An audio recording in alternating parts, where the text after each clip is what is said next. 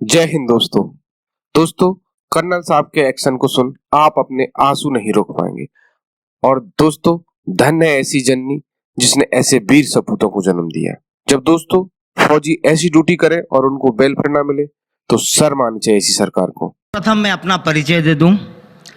मैं कर्नल तुषार जोशी, मैं कुमाऊं रेजिमेंट से बिलोंग करता हूं और अभी मैं राजकोट में एनसीसी ग्रुप में कार्यरत हूं।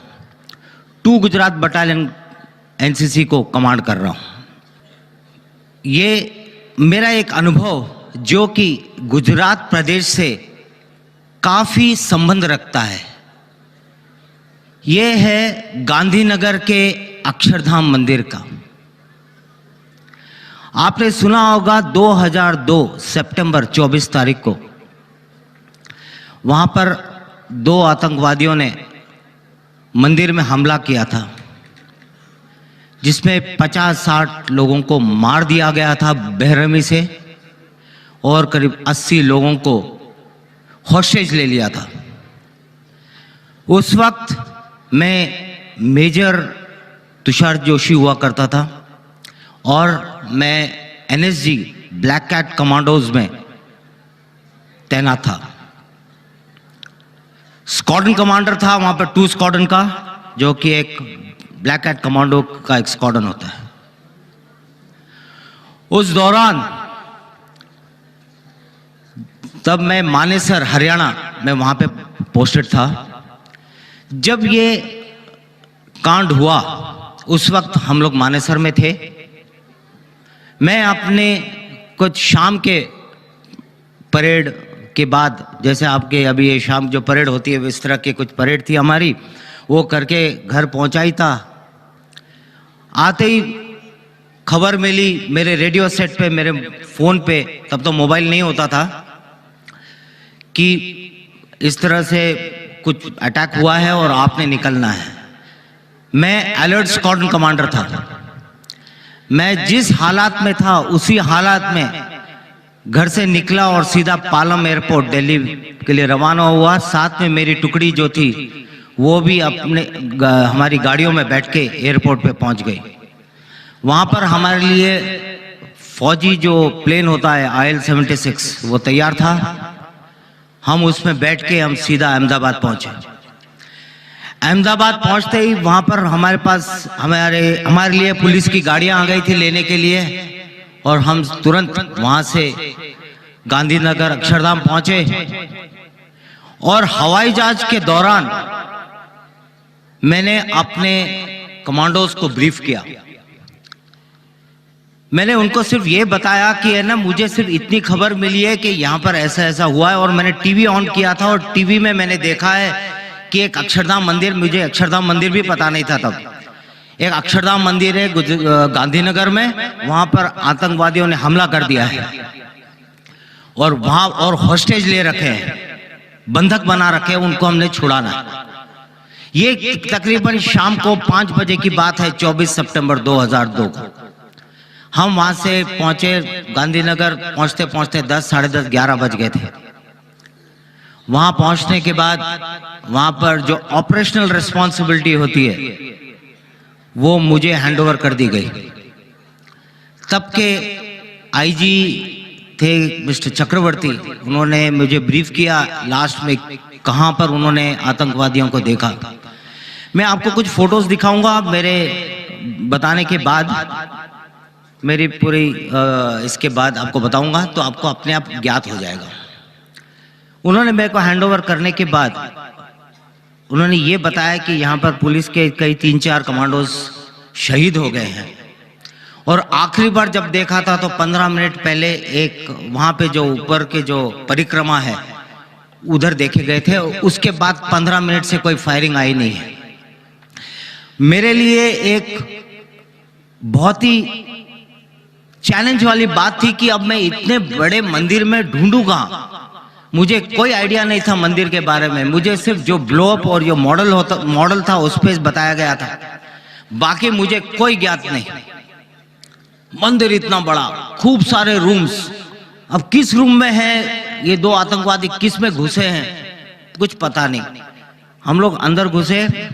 मैंने अपने पूरे टीम को छोटे छोटे स्क्वाड्स, हम लोग हिट्स बोलते थे, वो हिट्स में बांटा था। पहले से बटा होता है, उनको मैंने डिप्लॉय किया।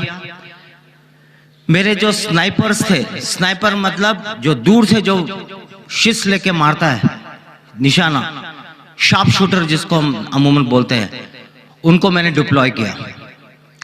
उनका काम दो था।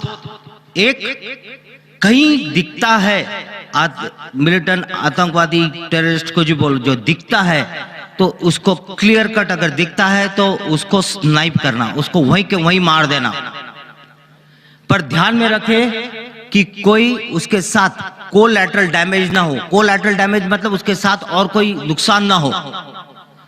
और दूसरा टास्क था उसका सर्विलेंस, नजर रखना। इनको मैंने मुनासिब जगह पे मैंने डिप्लॉय किया और मेरे हिट्स बाएं से और कुछ हिट्स दाहिने से ये सर्च करना शुरू किया। अब रूम में सर्च कैसे करें? हर रूम में तक घुसना मुश्किल था। मुश्किल नहीं मतलब पता नहीं था किस कमरे में है, तो हमें हर रूम में स्पेकुलेटिव फायर करना पड़ा। मतलब ऐसा फायर करके अंदर चेक करना पड़ा कि अगर हम फायर करेंगे तो मिलिटेंट पक्का उल्टा फायर करेगा हम पर, और इससे पता लग जाएगा कि उनकी लोकेशन आइडेंटिफाई हो जाएगी। तो इस तरह से हमने एक एक रूम चेक करना शुरू किया।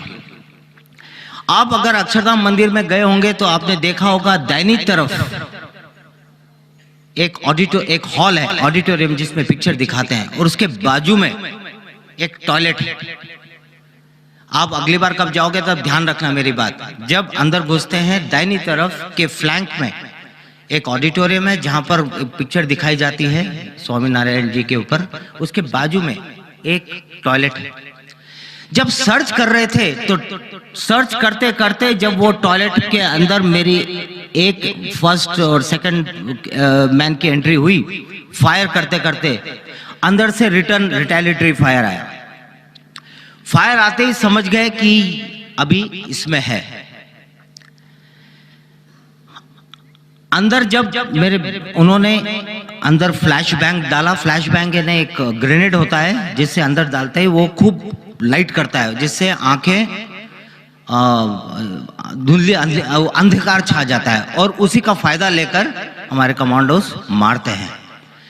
जब ये किया तभी मेरे रेडियो सेट पे मैसेज आया कि ये मिलिटेंट जो टॉयलेट में छुपा था वो बाहर के दरवाजे से मंदिर की बाहर की तरफ निकल गया है। क्योंकि जो बाथरूम था एक तो अंदर की तरफ से दरवाजा था, एक बाहर के दरवाजे से था, एक बाहर की तरफ दरवाजा था जो सफाई वगैरह के लिए इस्तेमाल किया जाता था, वहां से वो बाहर निकल गया था। पर बाहर मेरा कॉर्डन था, जिन्होंने कॉर्डन मतलब जो घेरा लगाता है, वो जो कॉर्डन था उन्होंने उसको पिन डाउन कर दिया था, और वहां पर बैटल लड़ाई चल रही थी उसके साथ। वो पेड़ों के उसके बाहर आप देखोगे तो वहां पर एक नर्सरी थी। वो नर्सरी के पेड़ों में आड़ में छुपा हुआ था, और वहां पर सिर्फ मंदिर के जो बाहर के लाइटें थी। ये मैं टाइम बता दूं, रात के 1-2 बज रहे थे। जब मैं अपनी मेरी जो टीम थी, छोटी हिट थी, मेरे साथ भी 4 कमांडोस थे, हम उसको लेके मैं बाहर गया क्योंकि मेरा उस पोजीशन में रहना जरूरी था। तो उसके पास में एक छोटी सी दीवार थी, उस दीवार के पीछे मैं चला गया अपने हिट के साथ। आपने देखा होगा बाहर की तरफ, पीछे की तरफ जहां पर पुतले बनते हैं, स्कल्पचर्स बनते हैं, तो वो इलाका था। तो उस इलाके में मैं जाके दीवार के पीछे मैंने आड़ लिया, कवर लिया। वहां से मेरे को हमारे जवान, हमारे कमांडोज का और उस आतंकवादी का फायर, ये हमको मेरे को दिख रहा था। जब मैं उसके लाइन में आया, बिल्कुल उसके सामने आया, लेकिन दीवार के पीछे, मैंने तभी उसको स्पॉट कर लिया उसके फ्लैश के कारण। जो AK-47 फायर कर रहा था, AK-47 के फ्लैश से उसको स्पॉट कर लिया। अभी सिर्फ ये था कि बाकी इस बीच फायर करते करते मेरे एक JCO साहब, उनको गोली लगी और वो उनको इवैक्यूएट करना पड़ा, क्योंकि मिलिटेंट था, वो आतंकवादी था, वो उसका तो कोई निशान नहीं, वो तो बस अंधाधुंध फायर कर रहा था, जहां पर आवाज आई वहां फायर करता जा रहा था। उसमें मेरे एक जेसीओ साहब थे, उनको गोली लग गई, उनको इवैक्यूएट कर दिया गया।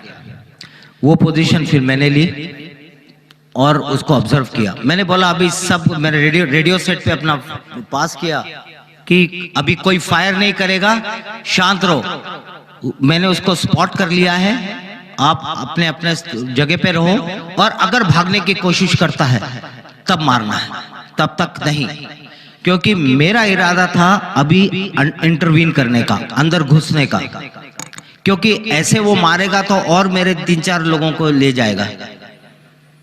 तो मेरे साथ मेरा एक बडी था, उसका नाम था सुरजन सिंह भंडारी। आपने कहीं सुना होगा वो अक्षरधाम, आप तो बच्चे तब तो पैदा भी नहीं हुए होंगे, जो स्वामी जी होंगे और बाकी के जो बुजुर्ग होंगे उनको पता होगा। उसके कई 1 साल तक एक सुरजन सिंह भंडारी अक्षरधाम कमांडो अहमदाबाद हॉस्पिटल में कोमा में है, ये आपने कई बार पढ़ा होगा, सुना होगा। ये वही जवान था, वो मेरे साथ मेरा बडी था। मैंने उसके ऊपर नजर रखा, उस मिलिटेंट के ऊपर, उसके फ्लैश के ऊपर। मेरी नजर सिर्फ फ्लैश के ऊपर थी कि उसको स्पॉट करना था। मैंने सुरजन सिंह को बोला, बेटे वो मुझे दिख गया है और अभी हमने दीवार को कूदना है। दीवार इतनी छोटी थी, 3-4 फुट की दीवार थी, और उसके ऊपर ऐसे स्पाइक्स, ऐसे पोल लगे थे, और इसके ऊपर लाइटें थी। मैं यहाँ पर एनवीडी से नाइट विजन डिवाइस से भी नहीं देख सकता था, क्योंकि वो लाइट का जब नाइट विजन डिवाइस पे पड़ता है तो वो इफेक्टिव नहीं होता है। मुझे ये थोड़ा सा प्रॉब्लम आ रही थी, क्योंकि उसको हम लोग दिख रहे थे, क्योंकि हमारे पीछे सिटी की लाइट्स थी, मंदिर की लाइट्स थी, इसलिए हमारे सर उसको दिख रहे थे। तो मेरा उठना भी खतरे से खाली नहीं था, पर मारना जरूरी था। मैंने सुरजन को बोला, बेटे मैंने उसको देख लिया है, मैं स्टैंड बाय गो बोलूंगा, उसमें हम लोग ग्रेनेड फेंकेंगे, उस ग्रेनेड के ब्लास्ट के साथ हम उठेंगे और हमारे पास जो MP5 वेपन था हम उसको फायर करेंगे, जिससे उसको एक्शन रिएक्ट करने के लिए मौका ना मिले। हुआ वही, मैंने बोला स्टैंड बाय गो। हम खड़े हुए, हमने ग्रेनेड फेंका और हमने हमारे हथियार फायर किए, और उसी फायर में उसने उल्टा फायर किया। ये तो बाद में पता लगा कि वो मरते मरते फायर कर रहा था, लेकिन उसने फायर किया और उस बस्ट में मेरे सुरजन सिंह भंडारी को कि यहाँ पर ब्रेन स्टेम होता है या कुछ खास नस होती, उस पे लगी और वो भाग करके नीचे गिर गया। और उसी बस्ट में उसको यहां लगी और मुझे गर्दन पे लगी, यहां काट के चले गया। मुझे पता ही नहीं लगा कि मुझे लगी है, क्योंकि ऐसे काट के गई थी। ये तो मुझे बाद में पता लगा, जब मैं सुरजन सिंह भंडारी को CPR दे रहा था, जब मैं उसको रिसस्टेशन दे रहा था, माउथ टू माउथ रेस्पिरेशन दे के उसको रिवाइव कर रहा था, तब उसने जब जोर से करके ऐसे सांस ली, तुरंत मैंने रेडियो सेट पे इसको बुला के इवैक्यूएट कराया। और जब मैं उसके मुंह में सांस दे रहा था, रिसस्टेशन दे रहा था, तब मेरा उसके मुंह पर ऐसा ब्लड छलका। ये ब्लड कहां से आया मुझे समझ में ना आया। फिर जब मैंने जांचा अपने आप को, तो मेरे यहां से ब्लड उसके मुंह पे गिरा था, क्योंकि मैं फोर्स लगा रहा था, तो ब्लड स्पर्ट हुआ, बाहर गिरा। तब जब मुझे पता लगा कि यहाँ पे कटा है, तब मुझे उसके बाद दर्द होने लगा। तब तक काफी टाइम हो गया था, क्योंकि बॉडी गर्म थी, सामने दुश्मन था, तो इसमें मुझे पता नहीं लगा। लेकिन ऐसे काट के चले गया, कुछ मुंह दांत मेरे टूट गए, वो हो गया था। पर बाद में जब बॉडी ठंडी हुई तब पता लगा कि मुझे चोट लगी है, पर मुझे कुछ हो नहीं रहा था, ऐसा कुछ वीकनेस वगैरह कुछ फील नहीं हो रहा था। तो मैंने अपना पटका बांधा और फिर तब तक मेरा दूसरा बडी आया और हम कूद के अंदर गए। तब तक कुछ फायर नहीं हुआ, तब जाके देखा तो वो मरा पड़ा था। हो सकता है वो मरते मरते उसने जो फायर किया और मेरा नुकसान कर गया। अभी था तो एक ही मरा था, अब दूसरा कहां है? दूसरा ढूंढना और मुश्किल हो गया, क्योंकि ये भी खबर मिली थी कि करीब 80 लोगों को उसने बंधक लिया है। वो कहां लिया है? पर जब इनिशियल में जो सर्च हम कर रहे थे, तब वहां के हिट ने मेरे को मैसेज दिया कि साहब यहां पर इस ऑडिटोरियम से कुछ औरतों की और बच्चों की अंदर से रोने की आवाज आ रही है। तब मुझे लगा कि ये हो ना हो, ये वहीं हो सकता है, क्योंकि बाकी के कमरे तो हमने सर्च कर लिए थे। मेरी टीम उस कमरे को कॉर्डन कर लिया, एक बाहर का कॉर्डन लगा था, क्लोज इन हो गए, पास में पहुंचे। मेरे स्नाइपर्स जो मैंने शुरू में बताया, जो सर्वेलेंस कर रहे थे, उनको मैंने थोड़ा सा रीएडजस्ट किया और उनको बोला कि उस दरवाजे पे नजर रखो, कोई खबर कुछ होता है तो, क्योंकि मैं देख नहीं पा रहा था, क्योंकि मैं आड़ में था। तो वहां से ऊपर जहां स्नाइपर लगाया था, वहां से वो सर्वेलेंस कर रहे थे। इतने देर में मैंने सबको बता दिया कि अभी इसके साथ उस टेररिस्ट को बाहर कैसे निकालें, ये एक जरूरी था। ये जरूरी था कि अगर नॉर्मल अमूमन हमारे जो ड्रिल होती है, हमारा जो तरीका होता है कि दरवाजा में ब्लास्ट किया और अंदर गए और मारा, ये हम यहां पर नहीं कर सकते थे, क्योंकि अंदर सिविलियन बंधक थे। हमारे इस कार्रवाई के कारण हम कोई नुकसान न पहुंचाए, ये एक टेंशन था। ये एक खास मतलब बहुत ही जरूरी था कि हम सिर्फ टेररिस्ट को ही मारे, कोई कोलैटरल डैमेज ना हो। तो ये दिमाग में रखते हुए मुझे थोड़ा सा खेल खेलना पड़ा। उसको हम बोलते हैं साइकोलॉजिकल ऑप्स, साइऑप्स, उसके मन से खेलना। मैंने सारे जितने फायरिंग अभी तक चल रही थी सब मैंने बंद करवा दी। मैंने कह दिया अभी कोई फायर नहीं होगा, शांत, बिल्कुल। मैंने रेडियो सेट पे पास कर दिया, सब शांत रहो, और ऐसा होना चाहिए कि कोई आवाज ही नहीं आए, कुछ भी ना आए।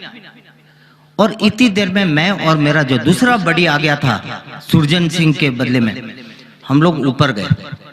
वहां से एक सीढ़ी थी, एक जो रिपेयर मेंटेनेंस के लिए जो ऐसी क्रेन होती है, ऐसी सीढ़ी जो ऐसे ऐसे लंबी होती है, तो उस पे चढ़ के हम लोग छत पे गए। छत पे जाने के बाद वहां पर हमने अपनी इक्विपमेंट बांधा। एक एप्सिलिंग करके एक इक्विपमेंट होता है जो ऊंचे बिल्डिंग से नीचे उतरते हैं और जो कंट्रोल करके उतरते हैं, कंट्रोल डिसेंडर, जिसमें हम दबाते हैं तो हमारे बॉडी वेट से हम नीचे आते हैं, और हैंड फ्री, और छोड़ दो तो लटक जाते हैं। तो ये हैंड्स फ्री होता है, इसको कहते हैं एप्सिलिंग। एप्सिलिंग का इक्विपमेंट बांधा और हम दोनों नीचे उतरे। आप थोड़ा सा ध्यान अपने अक्षरधाम मंदिर की तरफ ले जाएं, और जहां पर वो ऑडिटोरियम था उसके ऊपर की जो छत है, वो ऊपर के कॉरिडोर बनता है। तो उस छत तक, ये हॉल नंबर 5 है, if I am not wrong, hall number 5 है। आप जब भी जाओगे अगली बार ध्यान रखना।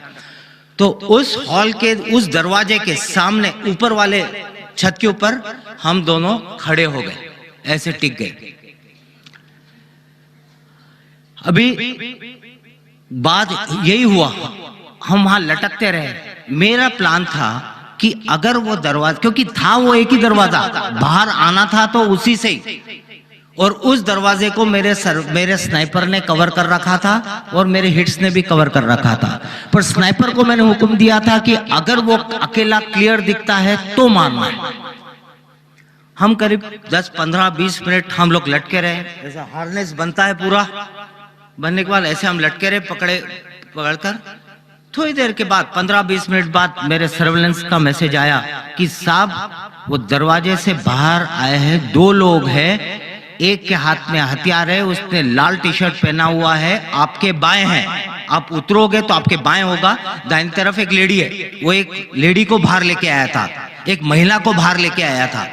ये चेक करने के लिए इतना बाहर शांत कैसा हो गया, आवाज बंद कैसे हो गई, क्योंकि वो भी इंक्विजिटिव था कि क्या हो गया, बाहर कोई शांत, अभी तक तो इतने धूम धड़ाका हो रहा था, गोलीबारी हो रही थी, अभी एकदम शांत कैसा हो गया। तो वो देखने के लिए वो दरवाजा खोल के वो बाहर आया।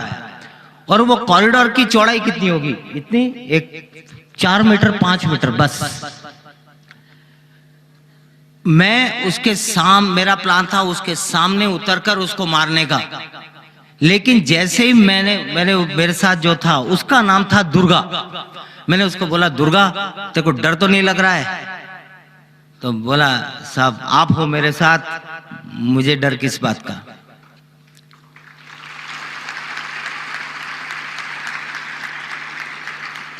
और वहीं बैठे बैठे हम लोग गप्पे लगा रहे हैं। क्या गप्पे लगा रहे हैं? मैं उस वक्त ये हालात थी जो अभी हमारे जो डॉक्टर विक्रम एक्स डीजीपी जो बता के गए कि लड़ाई के पहले गोली तैयार रहती है, अगर तुम्हारी नाम पे गोली बनी नहीं है तो कोई तुम्हें मार नहीं सकता। यही बात थी। मैंने दुर्गा को बोला बेटे अभी हम उतर रहे हैं, डरना मत। नहीं साहब आप हो मेरे साथ, मुझे डर नहीं। लेकिन एक बात बताऊं, डर तो मुझे भी लग रहा था क्योंकि मैं इंसान हूं। लेकिन हमारी ट्रेनिंग ने यह बताया कि डर के आगे भी जीत है। डरते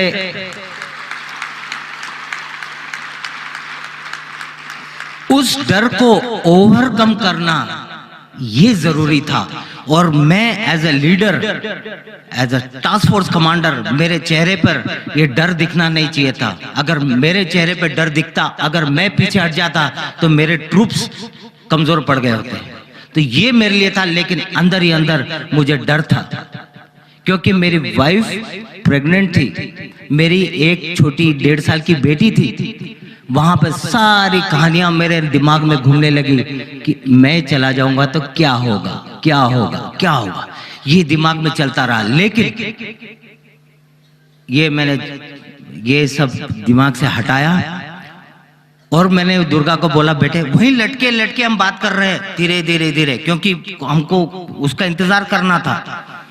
मैंने बोला उस वक्त ना मैं सिगरेट पीता था, तब यंग था, कभी सिगरेट विगरेट पीता था। तो मैंने उसको बोला बेटे अगर मेरे को कुछ हो जाए तो मेम साहब को मत बताना कि मैं सिगरेट पीता था।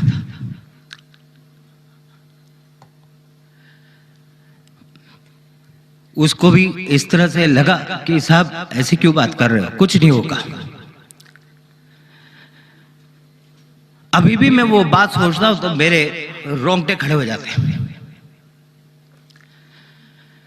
इतने में स्नाइपर का मैसेज आया, साहब वो बाहर आ गया फिर से, और सेम वही पोजीशन है लेकिन अभी एक आदमी को बाहर लेके आया है। मैंने बोला दुर्गा बेटे चलो, मैंने स्टैंड बाय गो बोला हम, और उसको सिंगल शॉट पे रखा, वेपन को सिंगल शॉट पे रखा। बर्स्ट, सिंगल शॉट मोड होता है, एक बर्स्ट मोड होता है। बर्स्ट पे करेंगे तो कई गोलियां जाती है, उसमें कोलैटरल साथ वाला मरने का खतरा, इसलिए मैं सिंगल शॉट मारा। अब दिमाग में ये था कि अगर मैं पहले मारूंगा तो मैं जीऊंगा, अगर उसने पहले मारेगा तो वो जिएगा। इसी मैं बोला स्टैंड बाय गो बोला, और हम सीधा उसके सामने, मतलब 5 मीटर जहां पर ये कैमरा वाला है बस उसी वहां होगा, और मैं यहाँ था उसके सामने उतरा। उतरती एक गोली फायर, इधर गोली बीचों बीच और वो ढाब नीचे।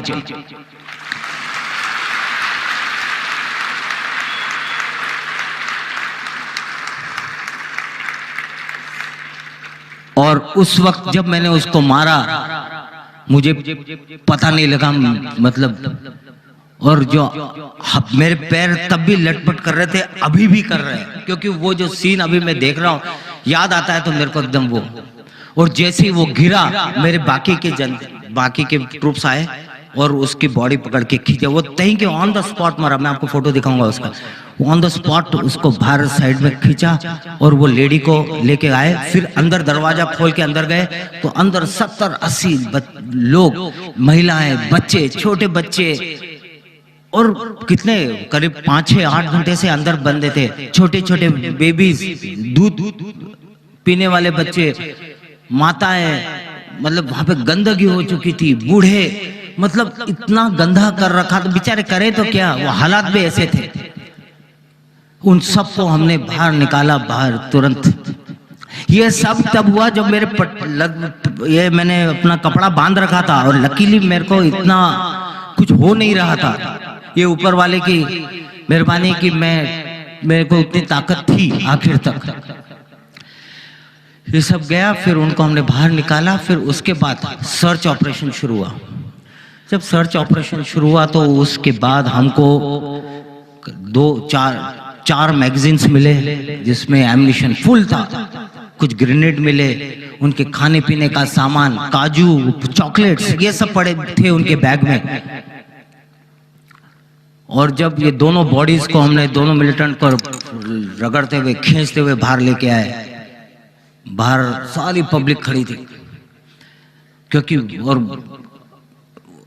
अभी प्रॉब्लम ये था कि अभी बाहर लेके जाऊंगा तो पब्लिक तो और मार देगी उनको, मरे को भी और मारेगी, इसलिए हम वो नहीं चाहते थे। इसलिए वहीं हम रगड़ते हुए उसको लेके आए, उसके पैर में रस्सी बांध के खींच के निकाला। ये हम कुछ भी हो उसका अपमान नहीं, शव का हम ऐसा नहीं करना चाहते थे, पर ये हमारे सिखलाई में है कि जब ऐसा टेररिस्ट वगैरह होता है उसके पैर में बांध के खींचो, क्योंकि उसके शरीर पे भी ग्रेनेड होने के चांसेस होते हैं, जिसकी पिन निकली होती है और वो मरते मरते भी लोगों को मार सकता है। तो ये हमने तरीका अपनाया था उसकी बॉडी को निकालने का। उसके बाद हमने उसको ऊपर इतना सब सामान मिला, उनके पास चॉकलेट्स, काजू, किशमिश, बादाम, ये सब रहे। उनकी इच्छा थी कि वो और हॉस्टेज लेते रहे, हॉस्टेज लेके रहे, और 2-3 दिन का प्रोग्राम था उनका, ऐसा लग रहा था। ये होने के बाद उस वक्त मैं एक जगह जाके बैठा और फिर वो आया, दुर्गा आया, साहब क्या हो गया? बोला कुछ नहीं, मेरे को थोड़ी चक्कर आ रही है। तब देखा मेरे इधर इस दाहिनी साइड में इधर ऐसा बल्ज आ गया, ऐसा फूल गया है। फिर जब ऐसा दबाया तो ऐसा कुछ ऐसा लग रहा था कुछ ब्लीडिंग हुई है। तो बाहर कई डॉक्टर आ गए थे, कई मेडिकल, यही खासियत है गुजरात की, ऐसा कुछ हुआ तो सारे के सारे मदद के लिए पहुंच गए। जितने डॉक्टर थे सबने अपने स्टॉल लगा दिए थे,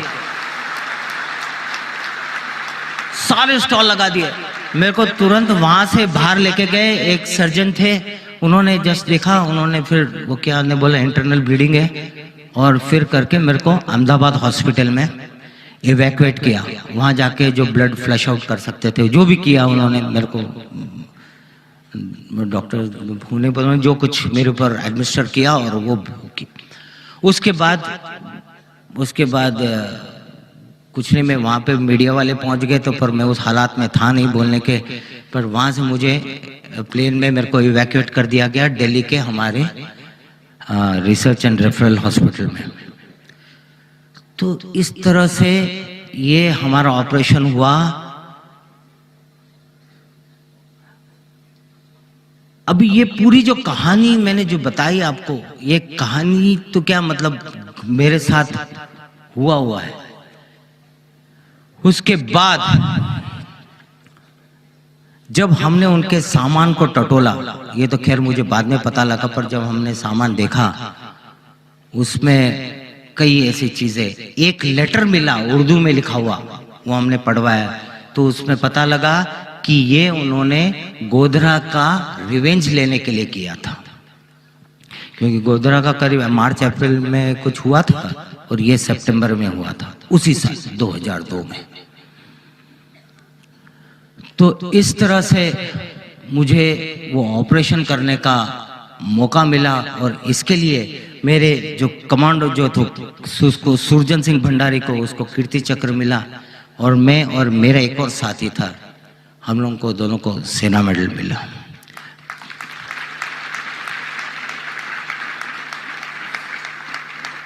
मेरे को एक चीज कहना है कि हमारे हिंदुस्तान की फौज के जो अफसर, जवान, जेसीओस जो है, ये बहादुर है। ये बाहर से तो दिखता ही है, लेकिन मैं अंदर रहकर मैं बता सकता हूं, कभी अपनी ड्यूटी और कहीं इसके लिए आपने कभी उनको आनाकानी करते हुए कभी नहीं देखा होगा। पीस टाइम हो, फील्ड में हो, कुछ भी। और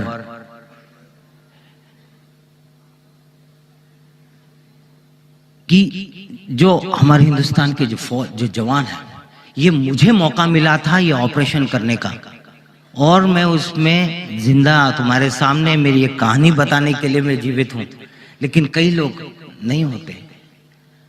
तो और हमारे में जो काबिलियत है वो इतनी परिपूर्ण है, इतनी है कि उनको जब भी मौका मिले वो पक्का उसको पूरा करेंगे। मुझे मौका मिला इसलिए मैंने किया। मैंने कि मैं ही एक बहादुर था या मैं ही एक फन्ने खाऊं हिंदुस्तान आर्मी में, नहीं। देखा होगा कितने लोग हैं कारगिल की लड़ाई में, देखो कितने हमारे अफसर शहीद हुए, जवान शहीद हुए,